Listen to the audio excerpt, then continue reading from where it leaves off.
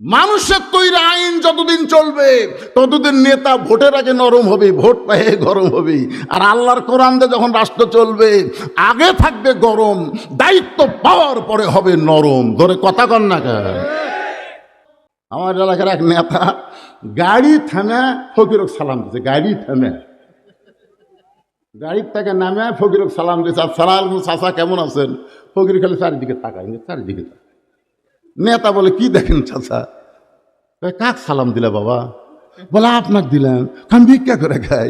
ভোটের আগে আমার চাইতে নরম কেউ নেই চাচা, চাচা ও চাচা দোয়া করেন চাচা। ওরে শালা রে, কি নরম রে! ভোট পেয়ে তখন এমপি হয়ে যাবে, এই কালাই খেতলা আক্কেলপুর আর দেখা যাবে না, ওই ঢাকায় থাকবে। মাঝে মধ্যে বেড়াবার আসবে, চামচার অত্যাচারে একটা গরিব নেতার কাছে যাবার পারবি না। জোরে কথা বল না।